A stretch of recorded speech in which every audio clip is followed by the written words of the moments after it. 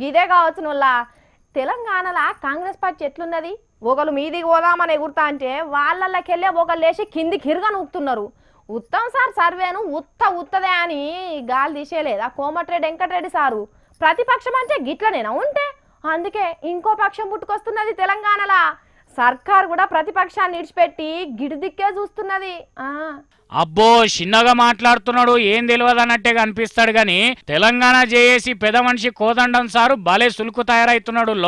నిరుద్యోగ ర్యాలీ చేస్తానంటే TRS party లీడర్లు కేసీఆర్ సార్ అభిమానులు ఇరుగా మరగ తిడుతున్నారు కదా కోదండం సార్ను. నవ్వుకుంటానే రాజకీయ నాయకుల కంటే ఎక్కువనే ఇజ్జత్ తీసే మాటలు మాట్లాడుతున్నాడు.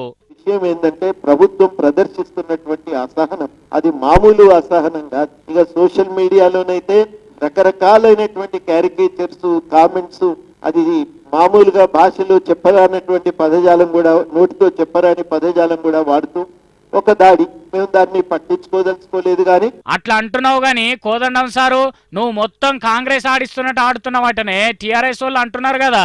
ప్రతి మనిషికి ఓ మెదడు ఉంటది, ఆలోచన శక్తి. ఎవరికి కూడా సొంతంగా ఆలోచించలేరు, ఎవరో ఒకరికి ఇస్తేనే ఆలోచిస్తారనుకుంటే అంతకంటే ఒక అవాస్తవం మరొకటి. మనిషికి పశువుకు ఉన్న తేడా అదే కదా. పశువు ఆలోచించలేదు, మనిషి ఆలోచించి నిర్ణయం తీసుకుంటాడు. ప్రతి మనిషి ఆలోచిస్తాడు. అక్కడ రోడ్డు మీద అడుక్కునేవాడు కూడా ఆలోచిస్తాడు. అలాంటి వాళ్లకు లేకపోయినా పర్వాలేదు, కానీ సీట్లలో కూర్చున్న వాళ్లకు ఈ ఇంగిత జ్ఞానం లేకపోతే నష్టం. వాయ్యర నాయనో, తువ్వాలలో రాళ్ళు పెట్టి కొట్టినట్టే మాట్లాడినావు కదనే. గిన్ని మాటలు ఎప్పుడు నేర్చినవే? ఎవరు నేర్పిండ్రు నీకు ఇవన్నీ? 40 ఏళ్లలో చూసి మాకు కొన్ని తెలుస్తాయి కదా. ప్రపంచం మాకు కూడా జరంత అర్థమవుతుంది కదా. మంది చెప్పవలసిన అవసరం ఏం లేదు కదా. నేను తిరిగిన నుళ్ళు ఎవరు తిరిగిన. ఇప్పుడు తెలంగాణలో వెనకటికి మా బాలగోపాల్ గారు ఒక్కరే ఉండేది. మాకు తెలియదు ఆ దేశంలో ఏమున్నది, ఎక్కడ ఎవరు ఉన్నారు, ఏం సమస్యలు ఉన్నాయని మాకు తెలియదు. వాళ్ళు చెప్పానమ్మా. ఇన్నరా ఎంత సాగబారుతున్నాడో కోదండం సారు. చూస్తుంటే ఇక రాజకీయ పార్టీ పెట్టి పెద్ద లీడర్ అయ్యే అర్హత సాధించినట్టే అనిపిస్తలేదు. మరింతకు అసలు ఇప్పుడు చేస్తున్న లొల్లాపాలంటే ఏం చేయాలంటావు సారు? మేము అడుగుతున్నది ఏంటంటే ఉద్యోగాల భర్తీకి మీరు క్యాలెండర్ ప్రకటించాలి. ఇక మీ ఇష్టం ఉన్నప్పుడు మీరు ఇవ్వటం అది కుదరదు. ఈ ప్రకటనలు రాగానే వాళ్ళ పైసలు ఖర్చు అవుతున్నాయి, కానీ ఉద్యోగాలు మాత్రం రావటం లేదు. ప్రైవేట్ సంస్థల్లో స్థానికులకు రిజర్వేషన్ ఇవ్వాలనేది మా 3వ డిమాండ్. ఇగో ఇవన్నీ అయ్యే పనులేనా? సర్కార్ ముచ్చట్లు అట్నుంచి లీడర్లు చేస్తున్న తిట్లను చూస్తుంటే ఇప్పట్లో సర్కారీ పని చేస్తుందా?